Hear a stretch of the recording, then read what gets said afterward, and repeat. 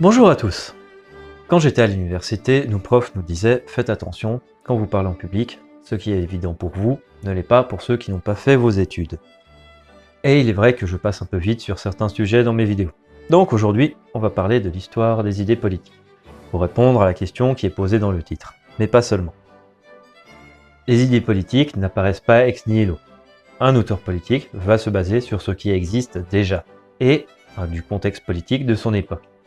Aristote et Platon ont des idées politiques différentes, mais Aristote était l'élève de Platon, donc Platon a profondément influencé Aristote.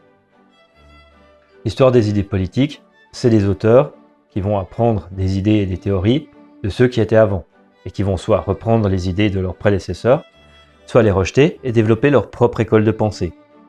Mais la rupture n'est pas totale d'une génération à l'autre. Les divergences se font sur quelques idées ou concepts.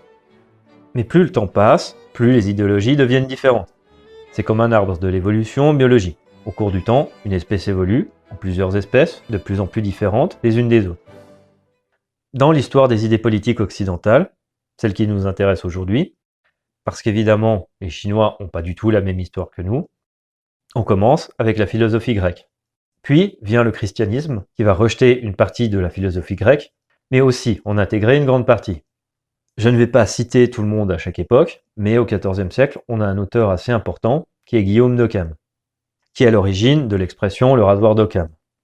Occam est un moine franciscain, qui va être pionnier dans l'idée, entre autres, que le monde peut être compris par la rationalité, que le pouvoir politique est basé sur un consensus des individus, et que les individus vivent en société sur la base d'un contrat tacite. Donc c'est quelqu'un dont les idées vont influencer la théorie scientifique moderne, la théorie du contractualisme, et la réforme protestante, parce que Martin Luther a profondément été influencé par Guillaume d'Occam. Un point central de la théologie protestante est le rapport direct entre l'individu et Dieu, le clergé étant un intermédiaire inutile. Occam est vraiment quelqu'un d'influent dans toutes les philosophies de la Renaissance. Le « je pense donc je suis » de Descartes est influencé par Occam. On place le début du libéralisme au XVIIe siècle avec John Locke. Dans l'idéologie libérale, l'individu est l'élément de référence.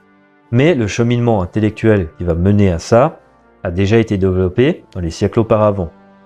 À partir de la fin du XVIIIe siècle et au début du XIXe siècle, le libéralisme arrive à maturité, si on peut utiliser cette expression.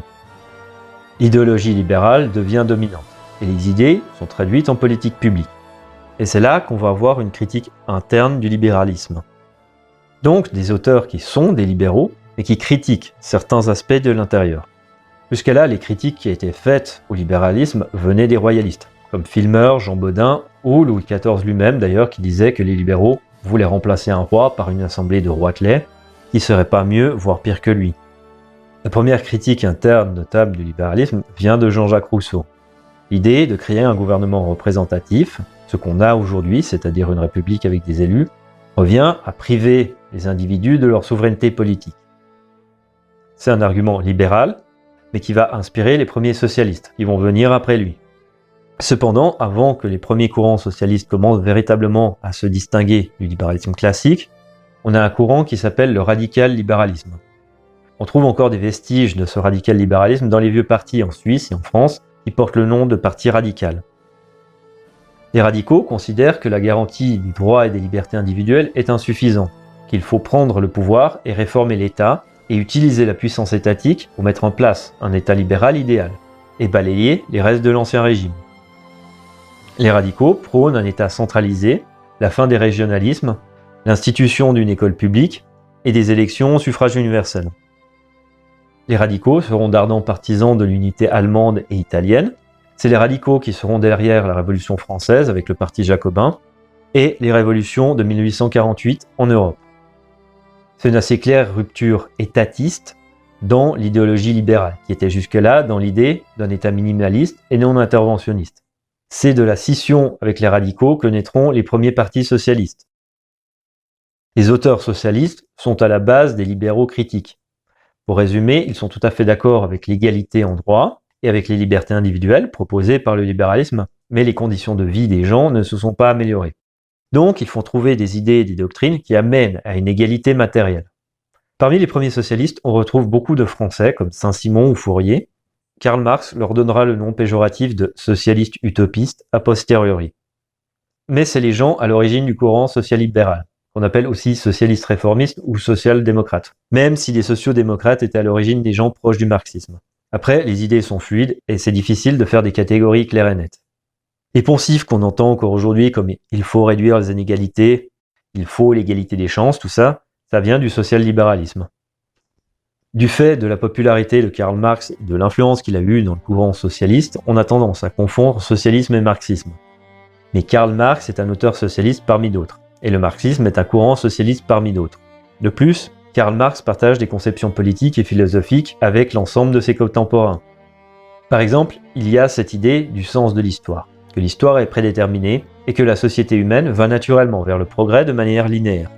Si on lit Benjamin Constant, qui est un auteur libéral, pour lui on avait des maîtres et des esclaves dans l'Antiquité, des seigneurs et des serfs au Moyen-Âge, mais que maintenant on a des individus libres et égaux, et que pour résumer tout ça est merveilleux, et que c'est le progrès prévu par le sens de l'histoire.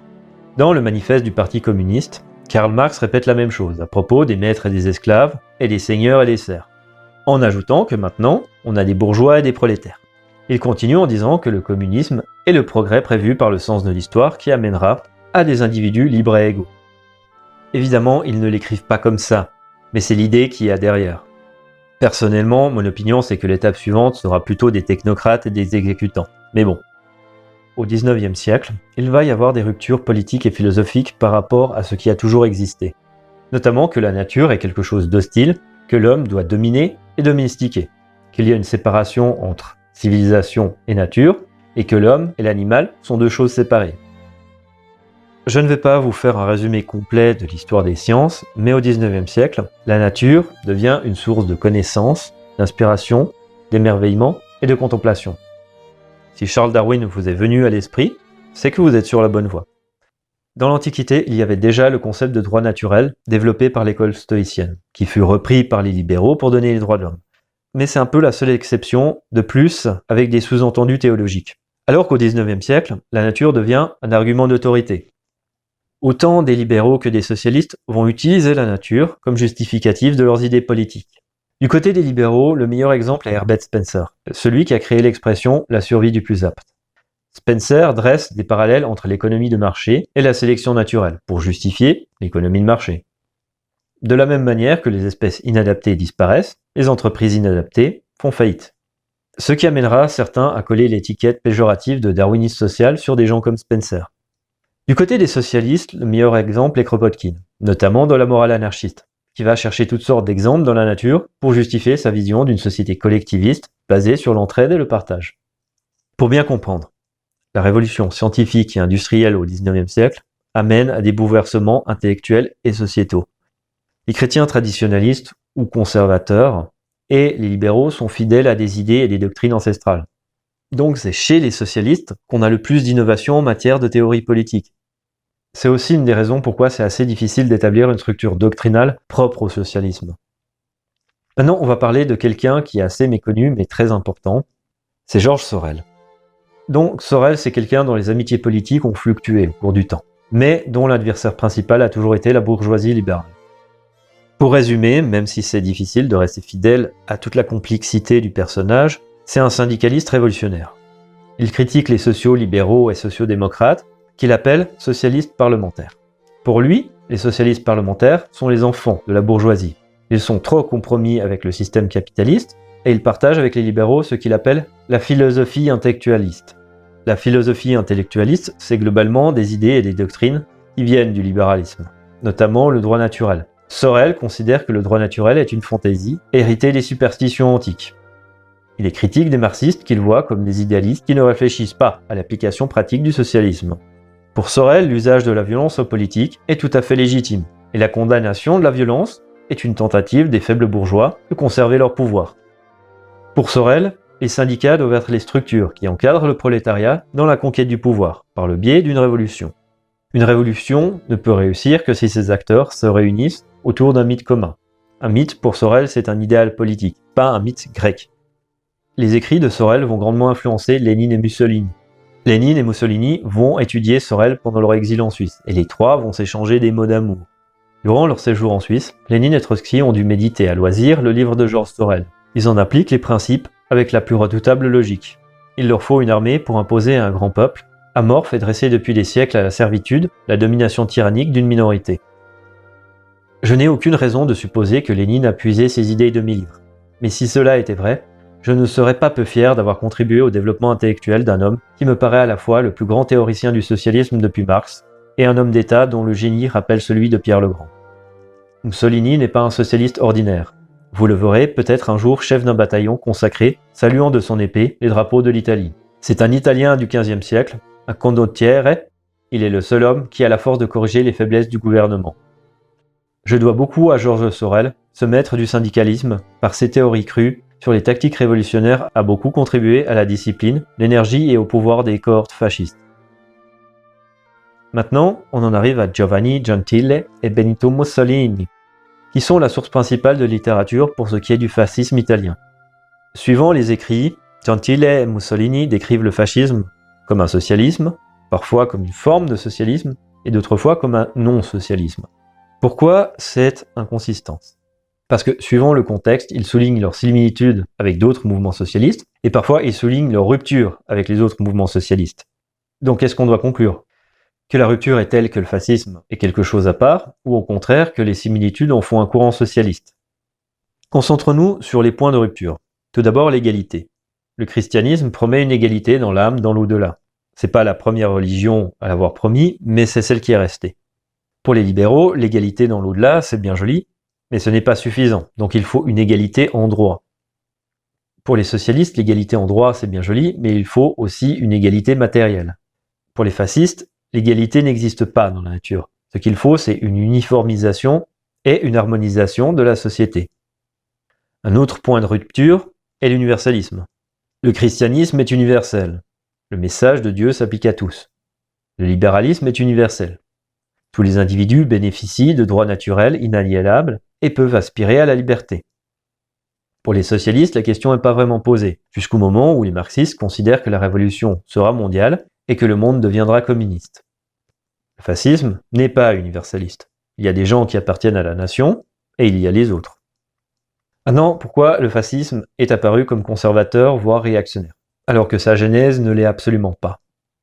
Lors de la Révolution française, les partisans du roi étaient assis à droite et les opposants du roi étaient assis à gauche. Donc, à l'origine, plus on est à droite, plus on est pro-système.